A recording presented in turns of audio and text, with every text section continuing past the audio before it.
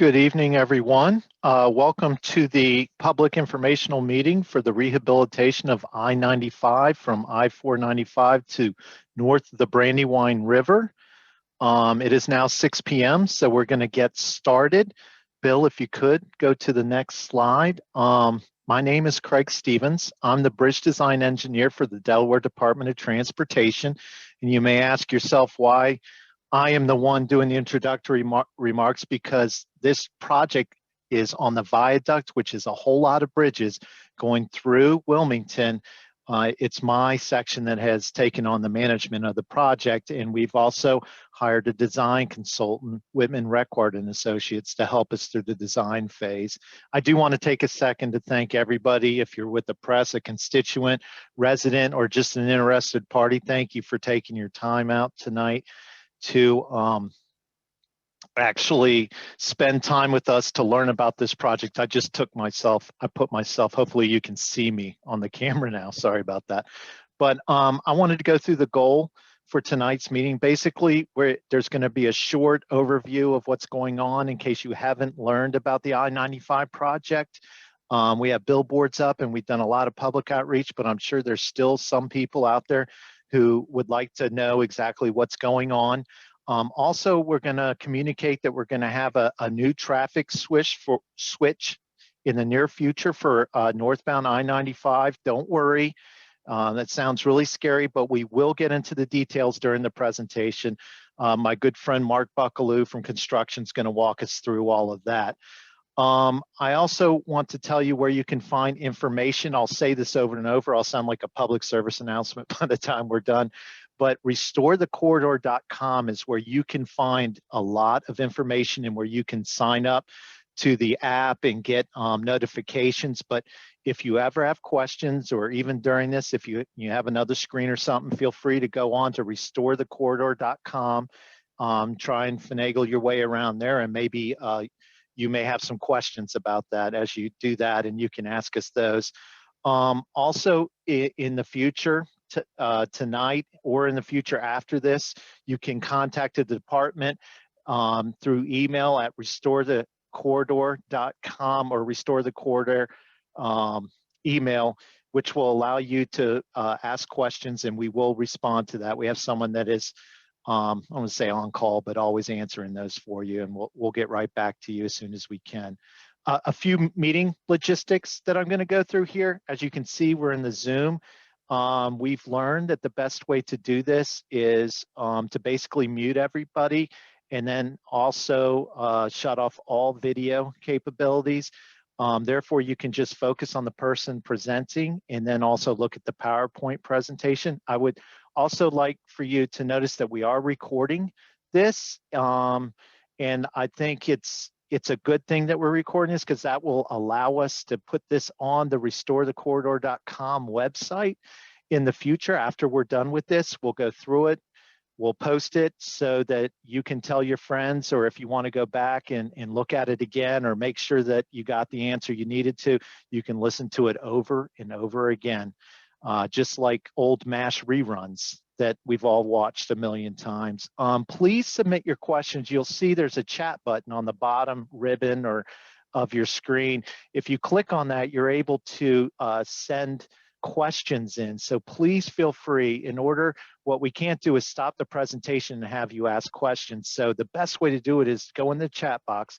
I'm going to, forgive me, it's the Q&A box, not the chat box. I misspoke, I apologize. Last time we did the chat box. So the Q&A, if you could please go into that, put your question in, and then I'll address all of the questions at the end and direct them to the appropriate people. Again, I just want to remind you that this presentation is being recorded. It will be put on restorethecorridor.com. And as I mentioned earlier, Whitman Record and Associates are our design engineers, and Bill Gressry would be the one managing this project. So I'm going to hand it over to him so he can start the actual presentation. Please don't forget, in the Q&A section, please put your questions so we can address them at the end of this presentation. Thank you, Bill. Go ahead. Well, thanks for that great introduction, Craig. Appreciate those kind remarks. And we wanted to get into the presentation here. And I will tell you, Craig, just so you're aware, I am trying to skip ahead to the next slide. And I guess we have so many participants tonight, which is a great, great opportunity for us. We're not able to run our PowerPoint. So I'm going to get into the PDF and see if that's a little easier to run. So I apologize, folks. We are going to get started here, but we are not able to run our PowerPoint. So I'm going to go ahead and, Craig, do you have any words to bridge the gap? Well, I'm going to bring up the PDF. It'll be a lot easier. No, that's fine. Go ahead and pull up the PDF the best you can. And we can certainly talk about some other things. I do want to say that a lot of you probably are aware of the fact that we have already done some work on some southbound traffic switches over this past weekend. And I also want to warn the public and I don't want to say it's a caveat to all these dates or these presentations, but we've run into a little bit of a bind with weather recently. I feel like we went 2 years with no snow, no sleet, no rain during this. In our winter months, we're nice and toasty. Well, it appears as though Mother Nature has got a different story this year. So it always seems like if we want to make plans, nature decides to get in our way. So we're doing our best to give you the best dates possible, but sometimes when it's sleeting and snowing, it's just not the best and the most safe time to get out there and do traffic shifts. So I hope you understand that we are trying our best to give you the most accurate dates and trying to plan ahead. But as you well know, if you look 10 days ahead or 7 days, oftentimes our weather will end up being a little bit different than what it said 10 days ago. So I promise you we're doing our best. And as we get into the summery months, it should be a little better. But right now we've just hit a bad skid. And it appears as though Bill has got the first and last slide. And here we go. And we're done. All right, there you go, buddy. Take over. You're a great field job there, Craig. That was masterful. So I appreciate it. I appreciate everyone's patience with us.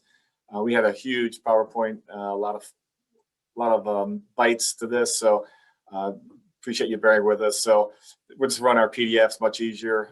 So here's our agenda. Not to duplicate what Craig said, but it's really important to talk to you tonight about what's been happening. I'm sure if you drive I-95, you realize a lot of activity has been occurring along the entire interstate.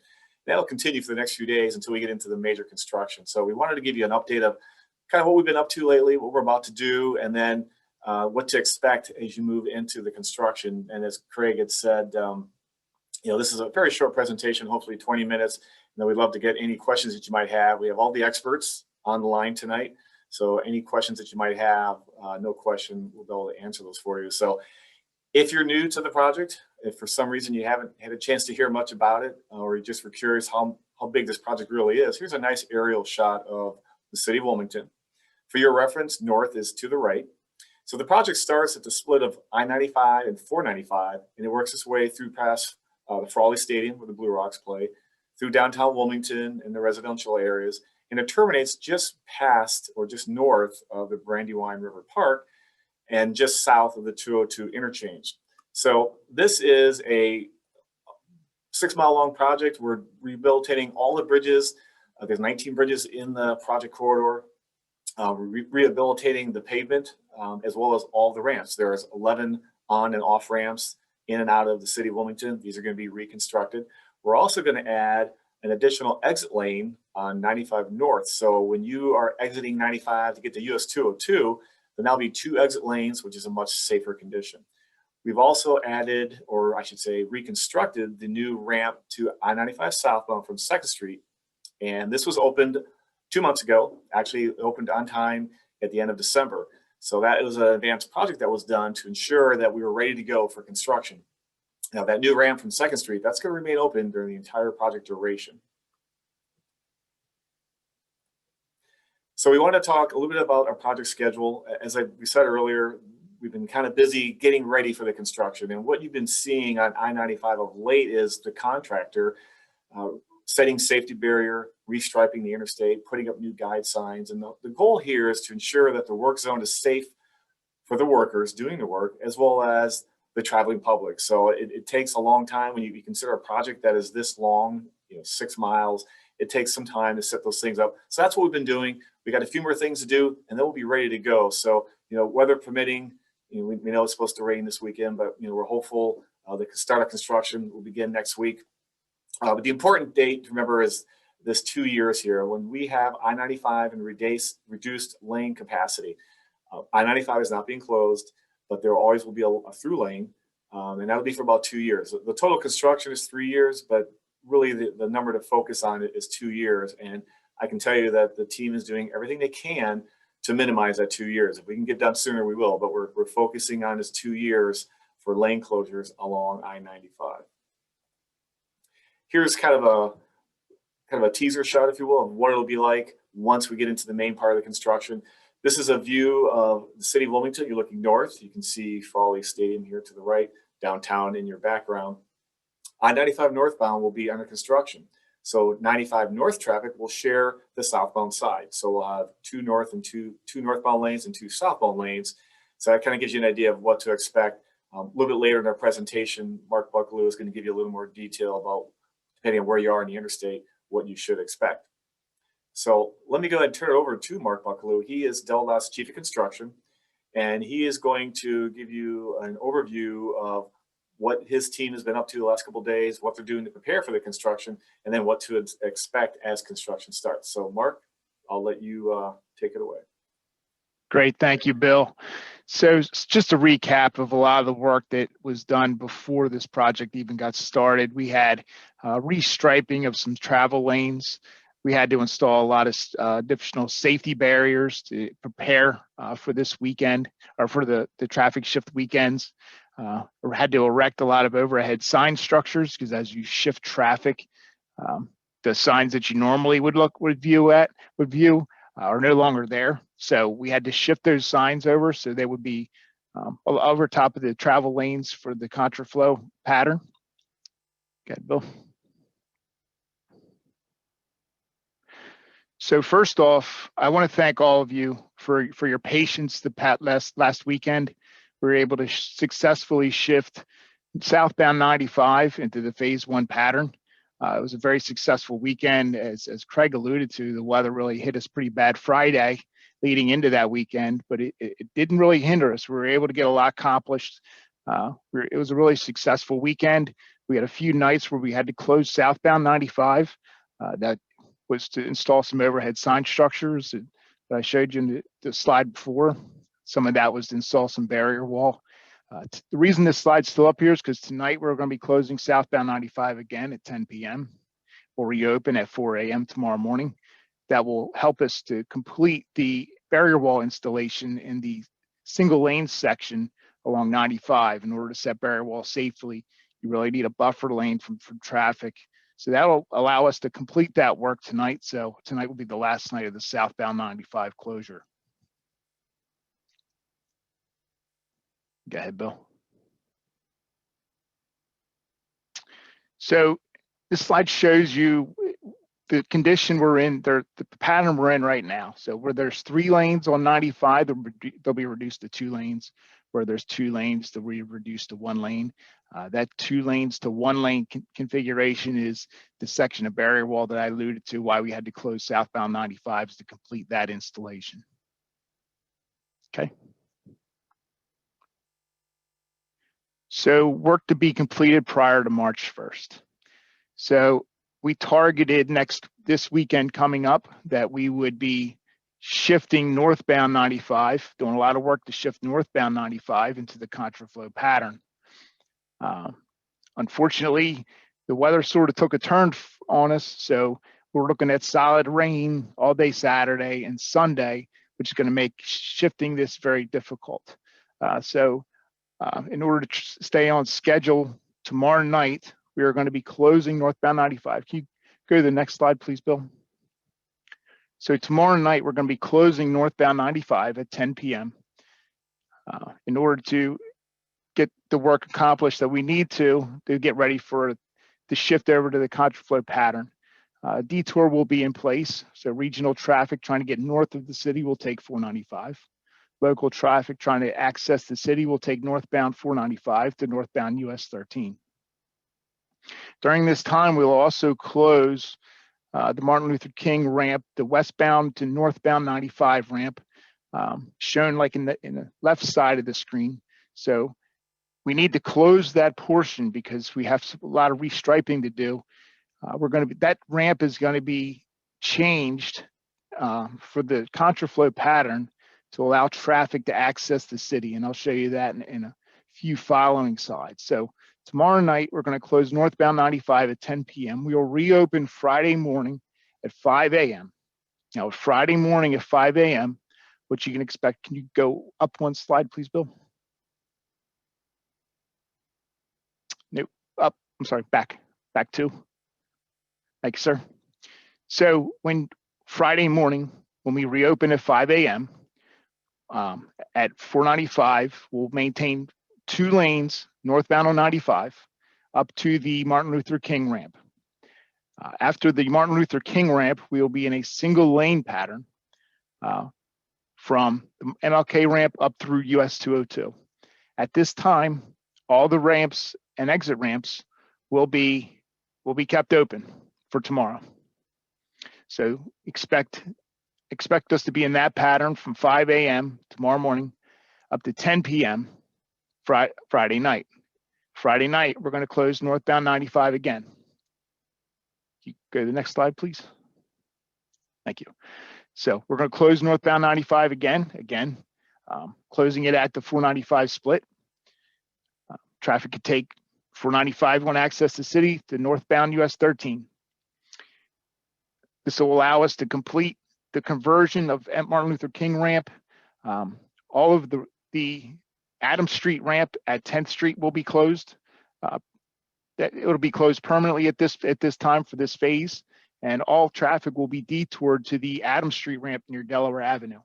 Now, the Adams Street ramp at Delaware Avenue will always be open during this time. So if you need the traffic exiting the city, wanting to go northbound 95, will need to utilize this ramp. There'll be detours posted throughout the city for the best route to take. Now, Saturday morning,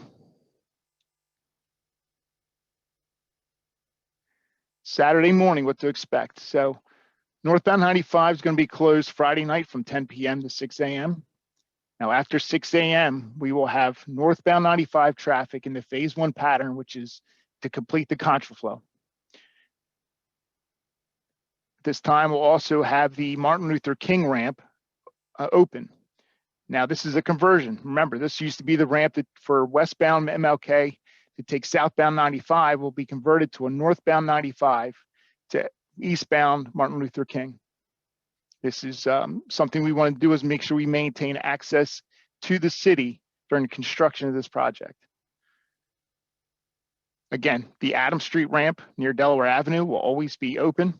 We'll maintain this exit ramp because the Adams Street ramps will be closed, as well as the westbound MLK to northbound 95 will not be accessible during this time. Go one more slide. So because of the weather, we were anticipating shifting that Delaware Avenue, Adams Street ramp over to the contraflow side. We won't be able to get that accomplished this weekend. It's not a real deal breaker for us, but expect next week that ramp will shift over to the contraflow side. Again, that ramp won't close. We'll be able to do that shift while maintaining traffic at the same time.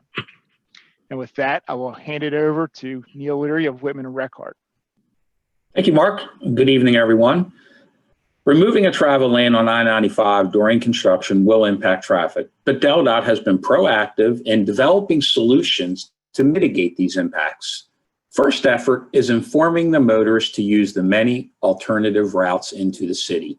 These include I-495, which is the primary diversion route, US 13, and state routes 2, 3, 4, and 9, all of which have spare capacity to accommodate those diverted vehicles. DelDOT has already completed improvements on several alternative routes to accommodate that diverted traffic. A couple good examples is the improvements at the 12th Street at US 13 intersection, and the improvements at the I-95 and Marsh Road interchange already completed. Motorists are already benefiting from those improvements, but DelDOT has done a lot more that you can't see to mitigate those traffic impacts associated with this project. DelDOT will be taking control of the operation of over 200 traffic signals within the city of Wilmington.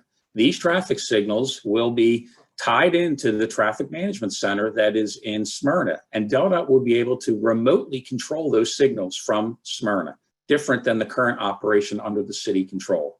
DelDOT has also been installing traffic monitoring devices on the alternative routes and within the city to be able to use that data to modify the traffic signal timings based on current traffic conditions. Essentially, they're going to monitor the situation and adapt and modify signal timings based on traffic conditions.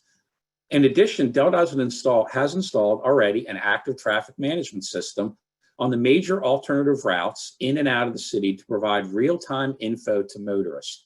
This will enable motorists to make an informed decision on which route to take. All of these improvements will reduce congestion during construction. Go ahead, Bill.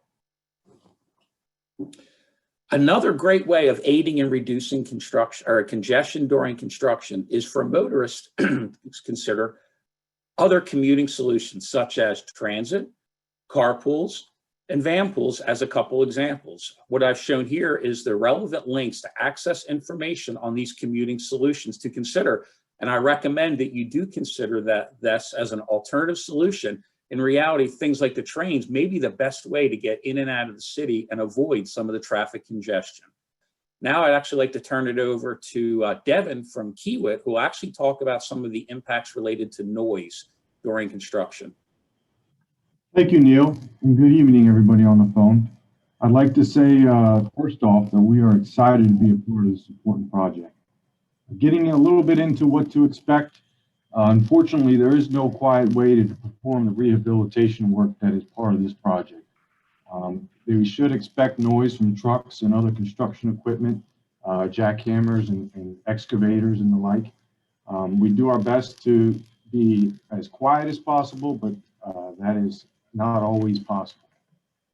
As far as dust and debris go, dust and debris is also always part of a construction operation and a construction project. We do our best to mitigate the dust with the use of water controls and other engineering practices. We do our best, but again, dust and debris sometimes is a part of the business. Safety-wise, if you've traveled along in the city recently, you've probably noticed that we have installed demolition shields on the underside of the bridges.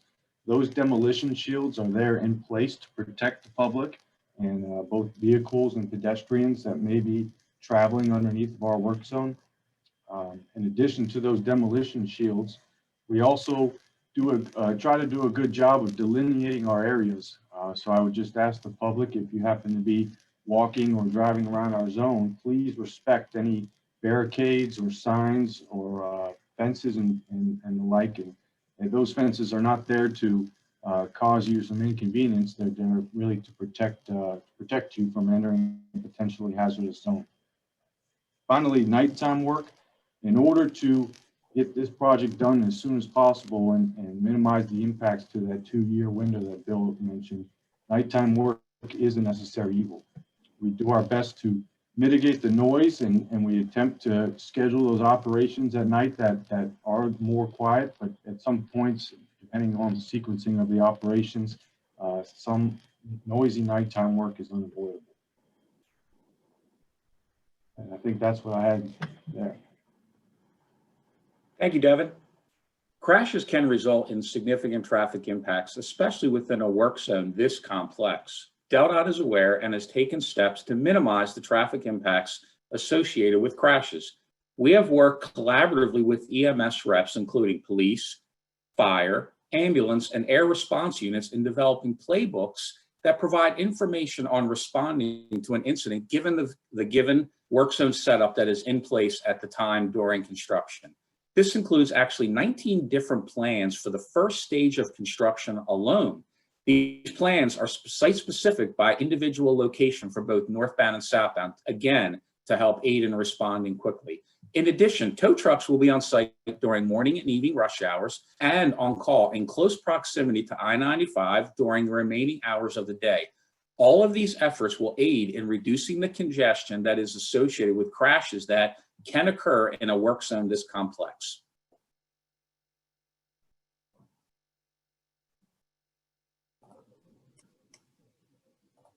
That's great, Neil. I appreciate it. So before we wrap up here and start taking some questions, I just wanted to reiterate our public outreach campaign, which tonight is a very good example of part of our outreach. And realize that this is the last time that we're going to be available to speak to the community.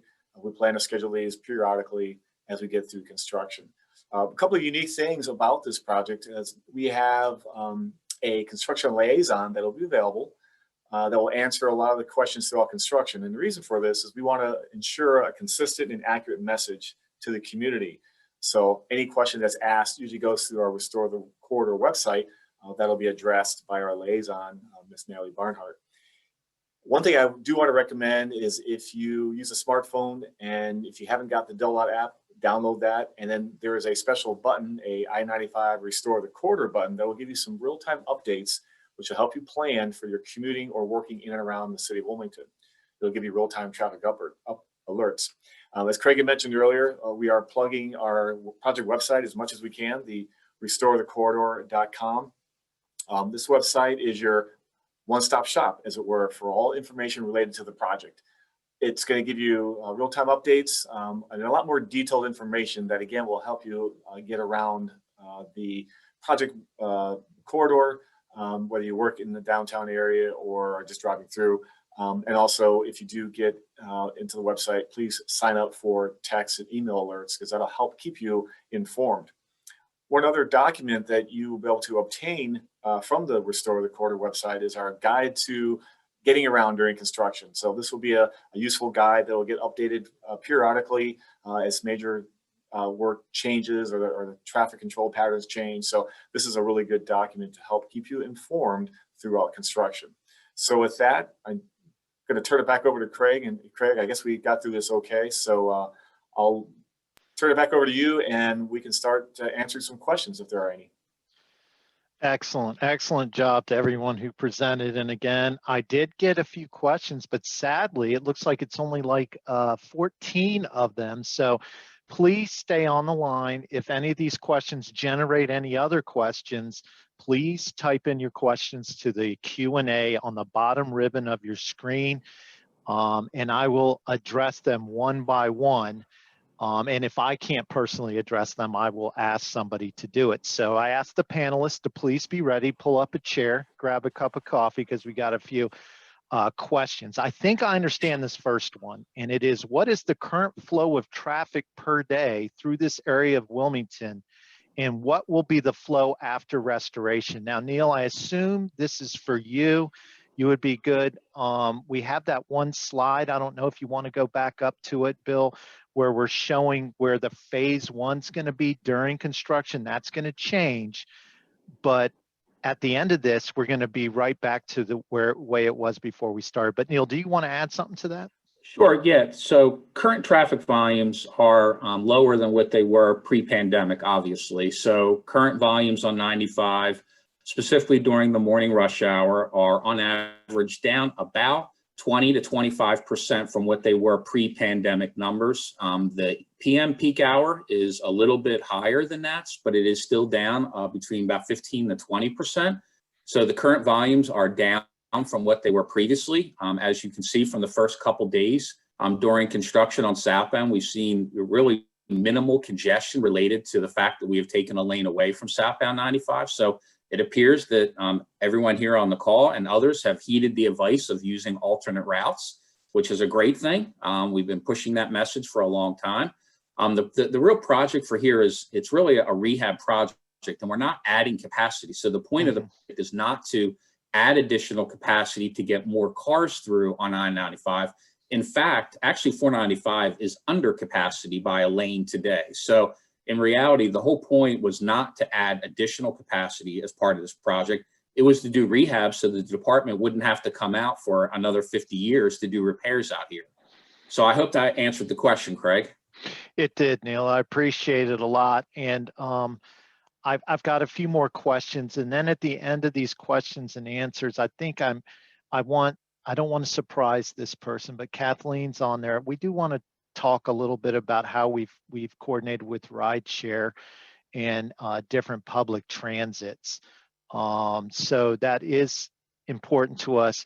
Let me get through a few of these questions and then I'll have them speak about the commuting solutions and stuff like that. So please be ready. I just didn't want to drop it on if you want to think about it for a minute. But the next question, I believe, I like hearing Bill talk. Bill Geshry from Whitman Record Associates. What is the main focus for this restoration? Is it to increase traffic, improve integrity of the structure, both, or something else? And I think Neil alluded to it, and you did too during the presentation. But do you mind reiterating that?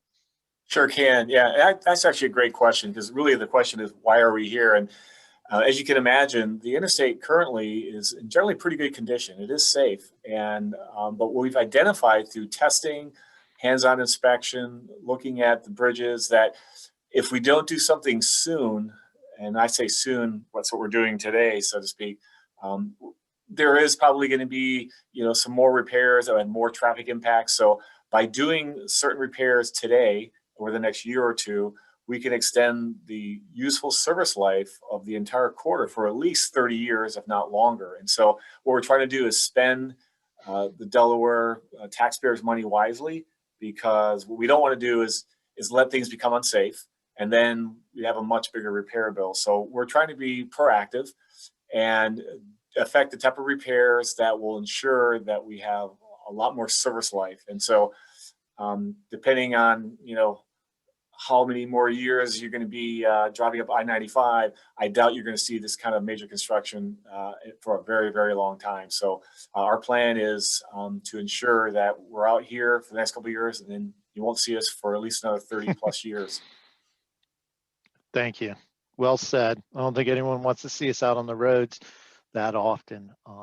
Believe you me, it's not our goal, but some of these things, the infrastructure, in fact, around the country, was all built at similar times, and it's starting to deteriorate a little bit. So I'm going to move on to this is somewhat of a complaint, but I think it's a good one. I'm going to bring it up. And Mark Buckaloo, this is going to be directed towards you, but I'm just going to read it straight up. The striping on the lanes going north just past Delaware Avenue exit are terrible. They've been restriped several times to the point you really cannot tell which lane is which. Is it possible to redo that portion to make the lanes clearer?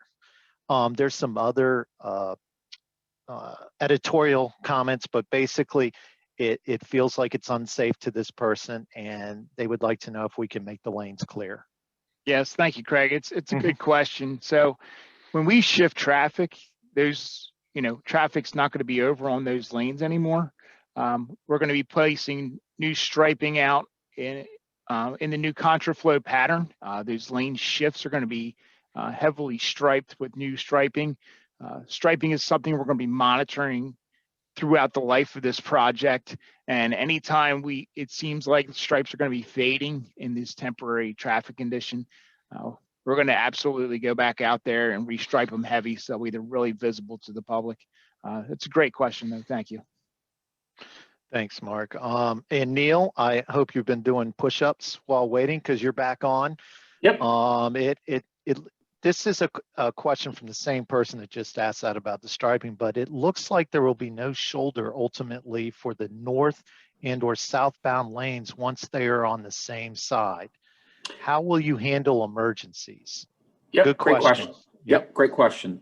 So you are correct. There will be areas within the 5+ miles where you will not have a shoulder, because we'll be using the shoulder as a travel lane to put both northbound and southbound on the southbound side of the roadway. Certain areas we do have a shoulder, and this was something that we worked with the EMS folks in developing ways that they could respond to incidents when there's no shoulder. So what we are proposing, which is already in place at some of the locations, is we have holes in the barrier that separate northbound and southbound traffic in the temporary pattern.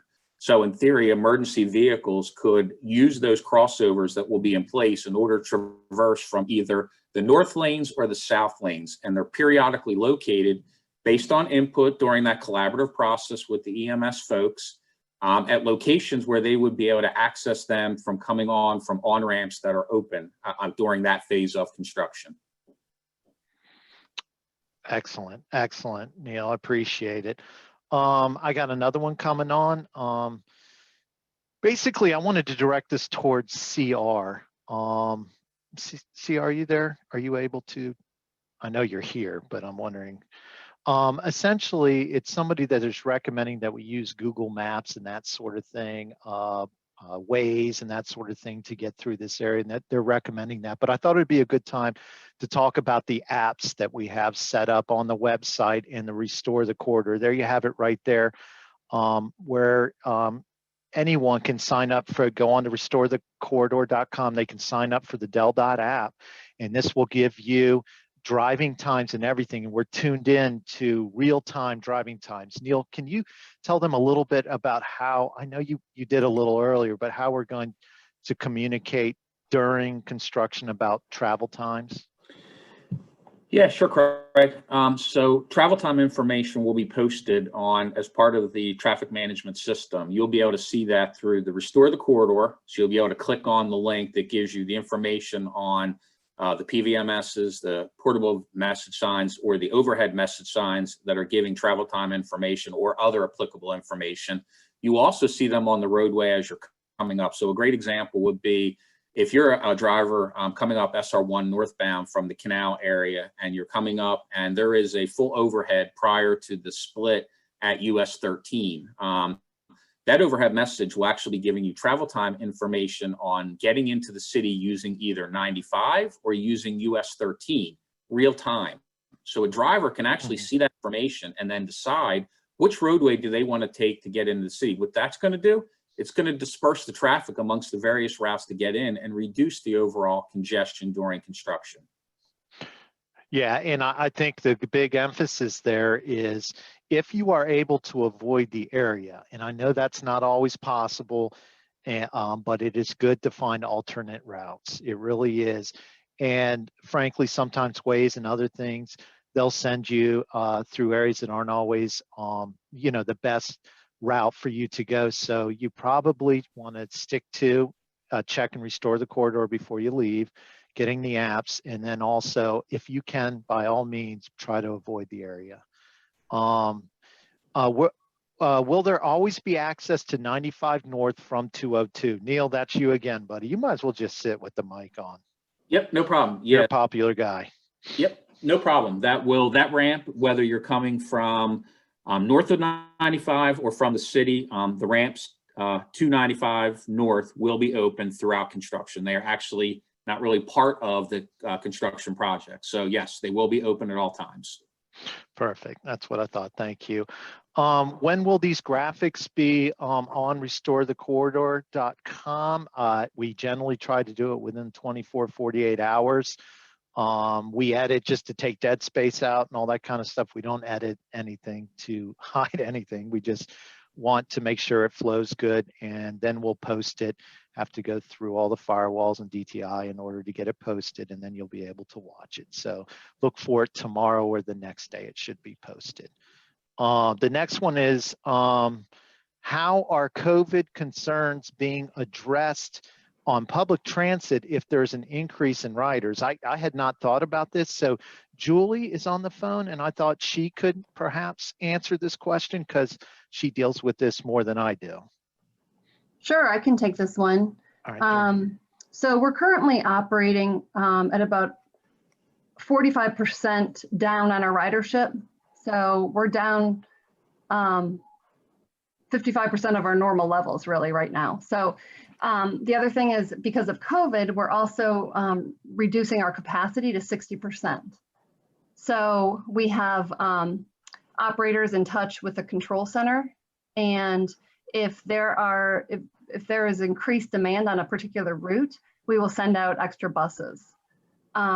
The other thing I just want to quickly tout is our app. We have DART Transit app, and it's great for real time. So you can use the app to say where your stop is and what route's coming, and it'll tell you when that bus will get there. So it's a really great tool. Excellent, Julie. Thank you. And Julie's part of the team where we have Commuting Solutions. And I think this is a good segue to maybe ask Kathleen to chime in here. We usually have a slide, and I think it got lost when we went to the PDF. But can you talk about how you're coordinating different ride shares and stuff, Kathleen? Sure. So you were talking about, alternative routes. So there's also the other side, like you said, commuting options. So Julie was saying about the buses, that's one of the ways that we have a commuting option is through DART, and they just have did a service change where they're rerouting some of the buses, so they're not coming into the city through 95. So that's alleviating some of the traffic on the 95 roadway. They're entering in through, the 495-13 corridor, coming in there to the transit center.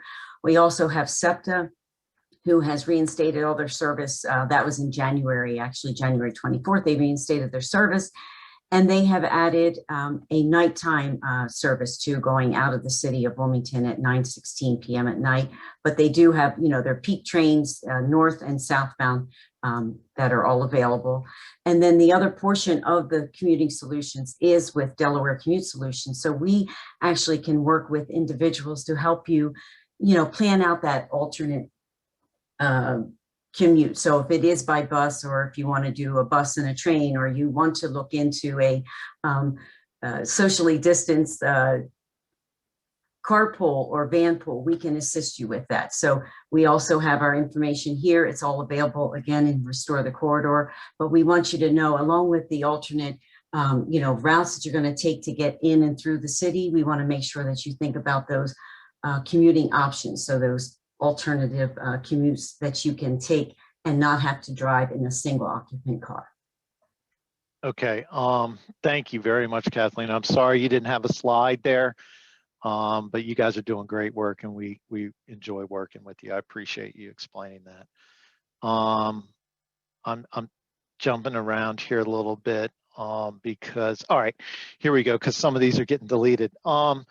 Will the traffic management enhancements and signal control coordination remain in place permanently after the project is completed? This is kind of an exciting thing, in my opinion. This is something that I think will help the public in general, because DelDOT has taken over a lot of these signals and basically brought them into the 21st century. But Neil, I'm sorry to call on you again, but that's kind of your bailiwick. Would you mind talking about that a little? Yeah. So short story is the majority of the enhancements that have been made, they will remain in place. So for a benefit during construction, it'll be a benefit after construction. So as Craig indicated, the signals are being taken over by DelDOT from an operations during construction to be turned over potentially back to the city when it's over. But the capabilities now to remotely communicate with them will still be there. So that improvement will be in place. All of the traffic monitoring devices, the cameras that were put in place to measure congestion, all of that equipment will be still in place and used during and after construction. So like I said, while a benefit during construction, it will remain a benefit after construction. Yes, thank you, Neil. Stay there, take a sip of water. I've got two for you, I think, coming up, maybe one, and then, but you got a few more. We do have the general question about how you get around, like the trolley square and other things, but I think a better way to ask this question, now the person asking it may feel differently, but is east to west movement during this project, how will that be hindered? And I just think it's be good, Neil, just to touch on the fact that we really aren't affecting any of the crossover bridges that go over I-95, but we will have that one area, obviously in MLK area, that will be affected by some of the detours / closures. So do you mind speaking to that, the east-west movements? Sure. Yeah. So as you said, indicated, Craig, it may have been hard to tell looking at the graphics that have been presented, but Craig is correct. All of the overpasses that go over 95, they will remain open during construction. In reality, the only east-west movement that is hindered is exactly as Craig indicated, the actual westbound movement on MLK to get to 95 will be hindered with the contraflow operation. But in reality, the same way you get from downtown to Trolley Square, which could be using 52 as probably a good way of doing that. You'll still be able to make that movement. That will not be affected by construction. The work itself is down below on 95 and on the ramps, and not on those cross streets or bridges that go over 95. Awesome. Awesome. Thank you. And the next one is Bill. It's kind of for Bill and Neil. Somebody was asking about they wanted to take notes of the ramps that will be closed. Do you mind going to that Sure. slide so someone can and maybe just talk to it again for just a few minutes, but we can leave it up for a minute. So trust me, in college, I was a slow note taker. So oftentimes we didn't have the virtual stuff like we have today. I had to say, hey, can you go back? And, if they erase it too quick. So go ahead and whomever asked the question, soak this in, but do you mind repeating what's going on here, please, Neil? Yep, I can take care of it. So once we're into the full stage 1A construction, there will always be a ramp into the city, which will be the ramp that we are converting, which is currently the ramp from MLK to 95 southbound, will actually become a northbound off-ramp to get into the city. So you will take that ramp exactly the way Bill shows it. To take you to get on the MLK, you will cross back over in the block between essentially Washington and West in that area, back over to the correct side, and then you can go up multiple. Orange Street would be an example. If you wanted to head north into the city to get to a downtown area, would be the primary signed diversion route. So that will be the ramp that's open in the first phase. Exit 7, which is the current exit to Delaware Avenue, that will be closed during this stage of construction. And then exit 6, which is the current exit to MLK, will also be closed. So we'll be closing the 2 current exits and then using that one ramp as a contraflow ramp to get into the city. Now leaving the city, we will be closing the ramp from MLK to 95 northbound. The 10th Street to 95 northbound will also be closed, but the ramp from Delaware Avenue to Adams Street will be open. The actual signed detour for that is for motorists to take Adams Street to 11th Street, to Jefferson Street, to 12th Street, to then feed you right back onto the ramp at Delaware Ave at Adams Street. And that will be a signed detour.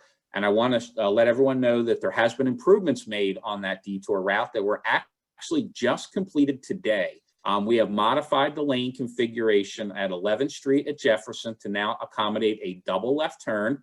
And then we have also added and modified the traffic signal at Jefferson at 12th Street, also to add a double left for vehicles on Jefferson to make a left turn onto 12th Street to access. That was done to increase capacity to accommodate that diverted traffic that's going to be using that route to get to that Adams Street at Delaware Avenue ramp.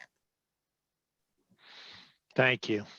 Thank you, Neil. You've done a great job tonight. If everyone could, if we were in a room, I'd have everyone clap for Neil.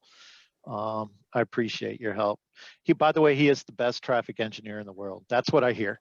Ellen Roberts, I feel I can say this name. It's ER on this, is my favorite participant tonight because this is what she said. I think your communications have been excellent. I appreciate it. Thank you. Ellen, I appreciate you. I really do. It's a very nice thing to say.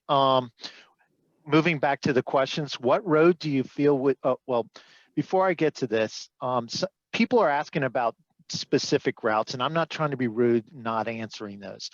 But the best way to deal with this, like, what heading north from Newark, what's the best route, is to do exactly what we said. Sign up for that app, check the Restore the Corridor to make sure it's going on there. And then every day can bring a new congestion on a new roadway, whether it be an accident or something else that's going on. So I would highly suggest that you check into our TMC and see if there's anything that's in your way, and then that will help you pick your route to go.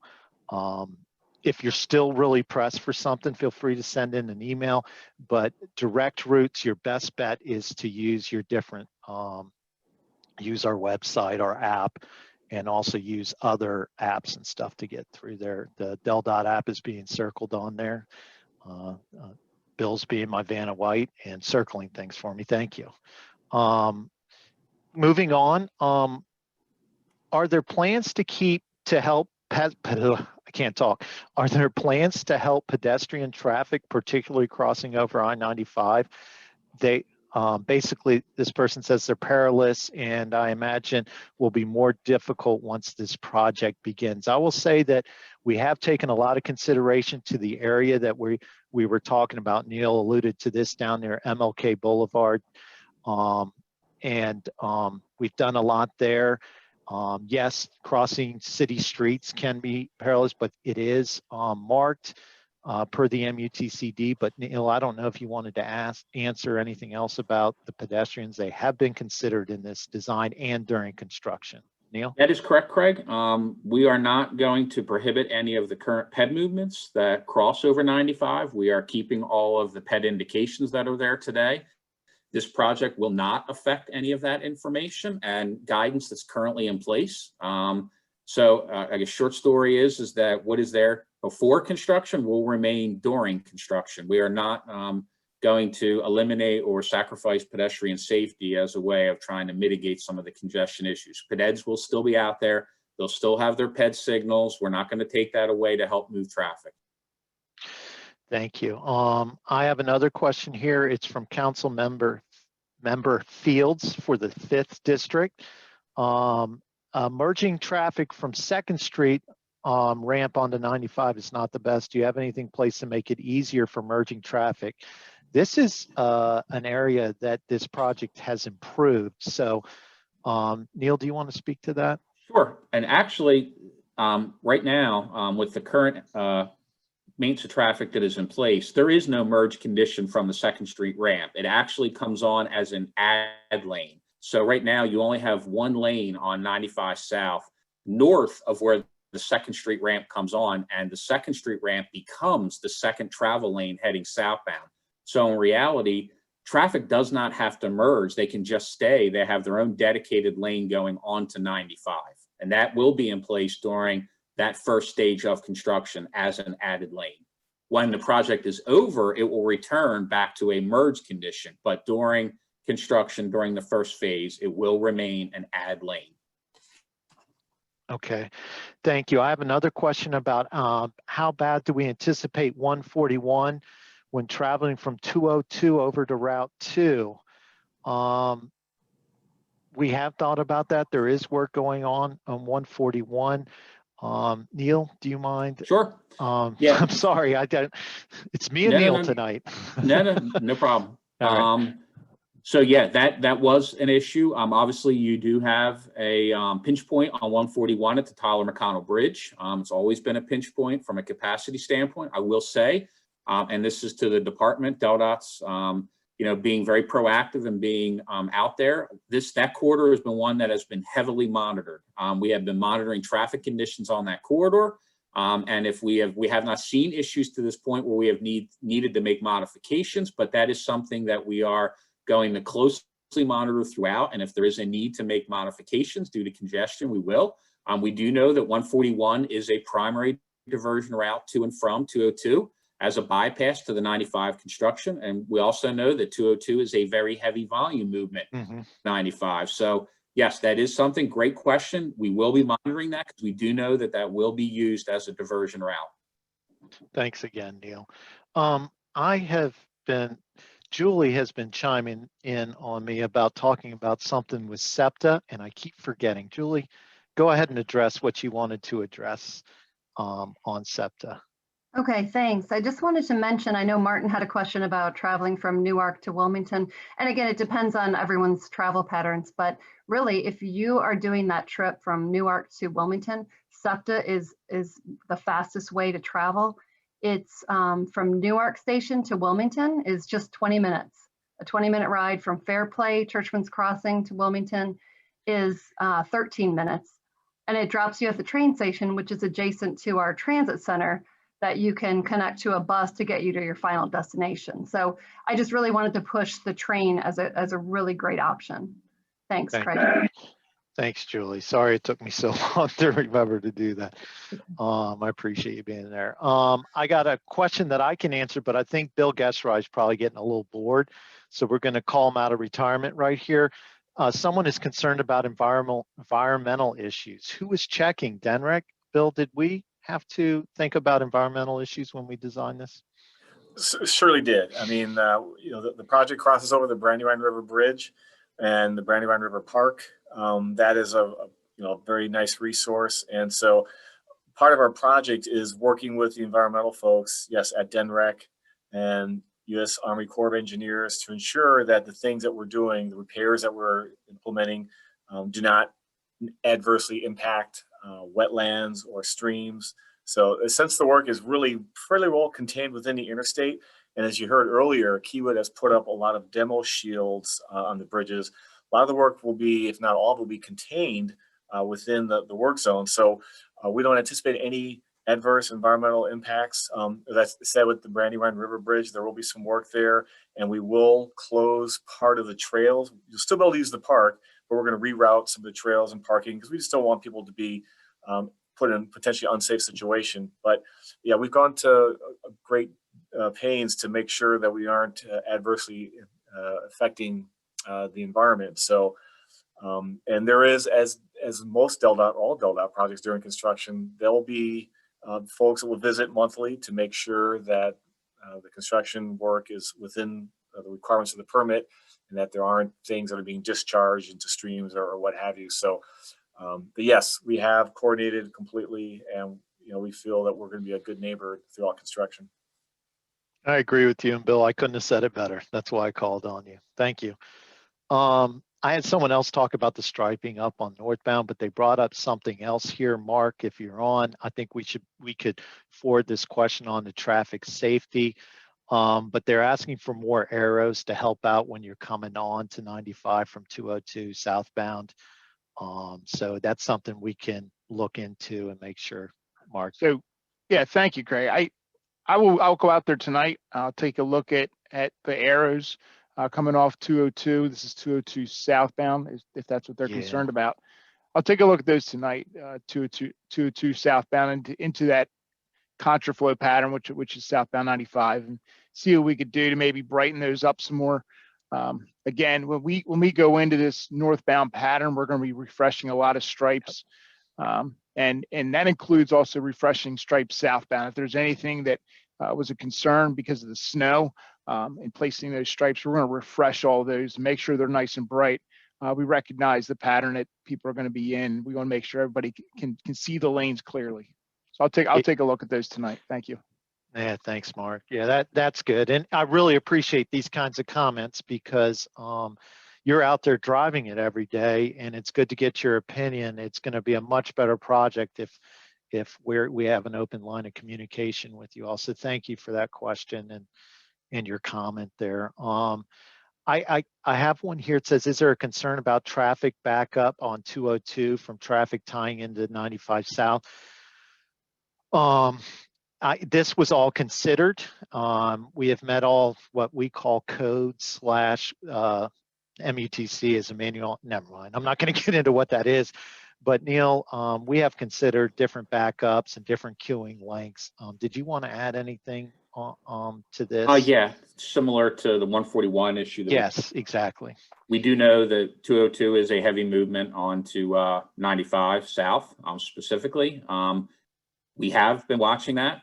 We've had people out there, boots on the ground, actually watching that to see what kind of queues we get.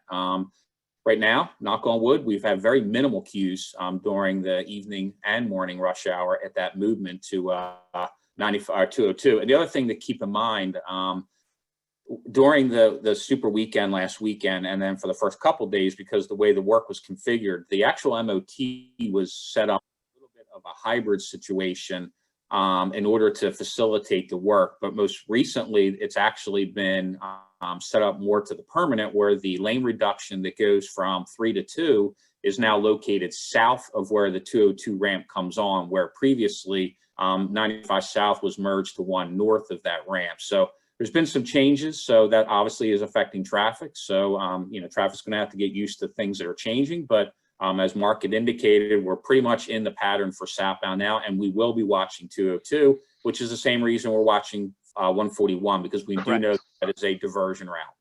Amen. And I got here, will through traffic be directed to 495? Yes. We will do our best.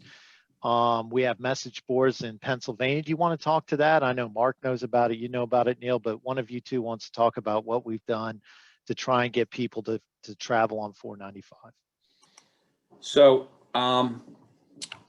there is overhead messages that, again, are giving that travel time information. We are pushing 495 in the northbound movement at the 95-495 split to really push the movement to use 495. We're actually going to, as Mark indicated, starting tomorrow night, we're going to be reconfiguring that interchange at the split of 95 and 495 to actually favor the 495 movement for through traffic by actually reducing the amount of lanes that will actually be able to use 95 north to head into the city. So we're going to reduce it from 3 to 2 and then keep the 3 lanes from 495. So right now you actually have a shared lane that can go 95 or 495. That will change and it'll only go to 495. So as a way of, really reinforcing the need to use 495, we're going to go one step further and reconfigure that split at that interchange to really favor motorists to use 495. Excellent. I got something. Stay there, Neil. Will there be portable variable message signs to direct people to I-495 northbound rather than and you just spoke to that, rather than I-95 northbound, that will be placed before the I-295 splits for those coming from SR9 and US 13. It appears to this person that the current digital signage will get people coming from New Jersey, but not those getting on I-295 after the tolls. That is correct. I think that's a question from someone from DART. Yeah, DTs. Yep. That. But yes, that is correct. I mean, obviously we have multiple portable variable message signs on all the major alternate routes coming in. Obviously there are certain roads that we can't provide PVMSs on every road just because of the complexity, but obviously that's something that we'll take a look at to see if there's maybe a need to enhance what we already have in place. So thank you for the comment. Yeah, and also this is something I've heard you say many times. I don't know the number, but what percentage of the traffic through this corridor is through traffic? I think you've already spoken to what we're doing about getting the people that are through traffic to go on 495. But what is that percentage? Do you recall that? Yep. I'm sorry if I'm putting you on the spot. No. I know it well, Craig. I've versed this many times. Good example would be 95 northbound traffic heading into the city in the morning. Again, pre-COVID numbers were a little over 5,000 vehicles. The amount of traffic that actually exited, exit 6, which would be MLK, exit 7 would be the Delaware Street ramp, and then exit 8 is 202, was a little over 4,000 vehicles. So to give you an idea, the amount of traffic that's on 95 even today that is straight through traffic that has a destination north of 202 is a relatively small number because, again, most people today that are through vehicles, they're using 495 today. But 495 isn't just for through vehicles. 495, you can use 495 to get to 13, to get into the city. There's the new Christiana River Bridge that gets you to the riverfront. As I mentioned before, DelDOT has already made improvements at 12th Street to accommodate people coming into the city that way. So 495 is a great alternate to get into the city. And as I mentioned before, it has spare capacity. Drivers should use it. Yes, very, very well said. Mark Buckaloo, what again is being done to northbound I-95 during this coming overnight closures? And is this just 2 nights of closures, Thursday into Friday or Friday into Saturday? So maybe we should just revisit the days that we're going to be closing and what's happening. Do you mind doing that for me, Mark? Sure. So Thursday night, yes, we're going to close northbound 95 Thursday night and Friday night. So Thursday night, it'll be closed from 10 p.m. and reopen Friday morning at 5 a.m. We won't close northbound 95 again till Friday night at 10 p.m. and reopen Saturday morning at 6 a.m. We can really get a lot of work done with these closures in 2 nights and try and minimize the effects on traffic by doing things this way. We were very successful with some of the southbound closures. We've done a lot of things to mitigate traffic. And again, we really had very, very few problems during those closures. Agreed. We've been able to close northbound 95 in the past when we were doing a lot of the pave and rehab programs up in this area in preparation for the viaduct as we're improving the infrastructure prior to the viaduct. We've been very successful with some of these closures. Yes, and I think we all owe Mark and his team a debt of gratitude. I don't think they've slept very much since last weekend, because I believe you probably were out there every single night during these closures to make sure everything's okay. You and Kevin Liddell done a great job doing that. We appreciate it. We have a great team. Thank you, Kevin. Yeah. Craig. Oh, that's fine. No worries. Also, I'm afraid, is this last question, Neil and Bill, can you see these questions? Because it's basically, are you going to extend the ramp that goes from 95 north from 11th Street? Is this the Amy interchange? Yes. Yes. Yes. Go ahead. Yep, it puts you on to 95 from before 202, and this person's saying they keep, looking back, and it seems uncomfortable, and there's been accidents there. Shoot, Yep. Neil, go ahead. Give us Yep, an answer. so- What are we doing? So we are going to address that both. So during construction in the first phase, that ramp will become an add lane to 95 northbound. So you will not have to merge into traffic, similar to, as I mentioned, the 2nd Street ramp. So during this first phase, you'll be able to enter on the 95 north with your own lane, no merging.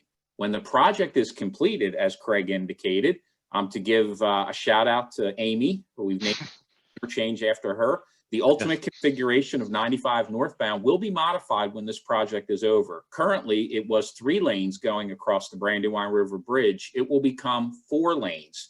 So the ramp that you are talking about will come on as the 4th lane, as an added lane. And then you will have 2 lanes that drop at 202 and 2 lanes that continue on the 95 north. So when this project is over, you will no longer have to look over your shoulder to try and merge into 95 north traffic. Yes, and Amy, I can't recall your last name, but if you're on the line, thank you very much for your drawing at one of our workshops up there at the Chase Center. Very helpful, and we were able to implement it. And I think it's great that you were able to implement. We were able to implement that. Okay, we're winding down here. I think, Mark, what actually work are we doing when we do these closures? We wanted to reiterate that the actual work we're doing on northbound this weekend. Sure. So go ahead.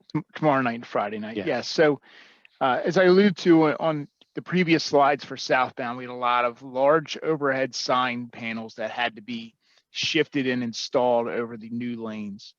So there's going to be a lot of that work going on, shifting those big, large sign panels. Again, when you're trying to connect to those sign panels, you don't want traffic running underneath. So shutting down 95 is a big safety feature. We're going to be doing a lot of striping, preparation of striping, and ultimate striping to shift traffic into that pattern. We'll have to do some paving of the crossover. So on the northern end of the project, actually, can you go to slide 15, please? Thank you, Bill. So at the northern end, where northbound is contraflowed on the southbound lanes, we have to get that traffic shifted back over to the original northbound alignment. So we have some paving of the crossovers to do. There's some striping in through there, and unfortunately, we can't do some of that paving with live traffic that's running. So there's some paving that has to be done. There's some additional striping work that has to be done. Barrier wall installation. So as we're shifting northbound traffic over into the contraflow side, we have a lot of barrier wall to set. So, and of course, the Martin Luther King ramp, there's a lot of striping that has to be done on the Martin Luther King ramp in order to prepare that to be changed over to a northbound 95 to an MLK exit ramp. Again, that's to make sure we can maintain access to the city. Thank you very much, Mark. So that should be good. Somebody joined late here, and they asked about there's going to be a COVID vaccination event at the Chase Center in Wilmington. We are aware of those COVID vaccinations. I personally, Craig Stevens, is not totally aware of the dates and what's going on with that. I was hoping to call on someone like Shantae to see if she could answer this question. If not, I promise you we will immediately reach out to you and give you a response about this. But there is an event going on, and you should be okay getting in there to do that. Yes, Craig. So our recommendation, the vaccination clinic is on Saturday. And so our recommendation is obviously to seek alternate routes. So depending on where this person is coming from, if you're coming from the south, we're recommending that you take 495, getting off at the 13 exit and taking the new Margaret Rose Henry Bridge into the riverfront area.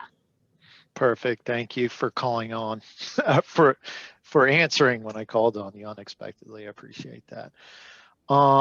And I got the last one I got here is from someone named Heather Hook. It's a long one, and it deals with the Cool Spring neighborhood and getting a sign that is a speed indication sign, which I think I've heard about this before.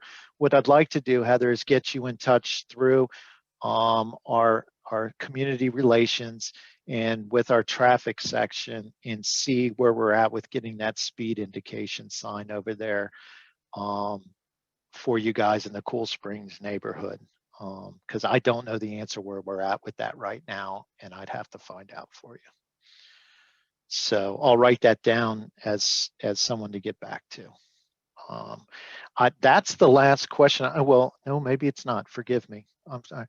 Heather says thanks. You're welcome, Heather. We'll get back with you. And then someone chimed in and saying, thanks for all your hard work and efforts. I really like saying these things, praying that all goes smoothly for all of us. And we have the same hope that enjoy. And I really do appreciate the interaction we got with all the questions. That I know that old trite saying that there are no dumb questions, but honestly, those were all really, really good, well thought out questions, and they will honestly help us to make this a better and more smooth contract for the public and for us. And we really, really appreciate your understanding.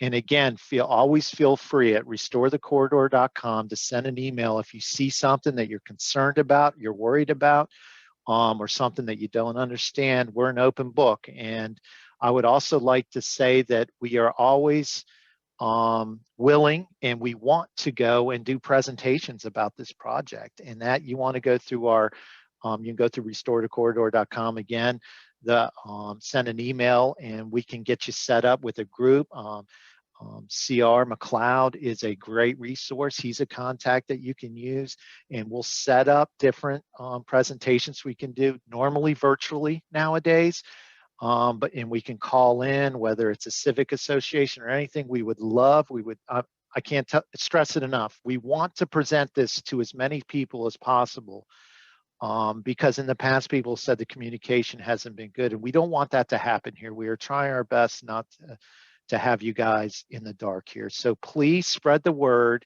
And if you have anyone that you want us to present to, we're always willing to do that.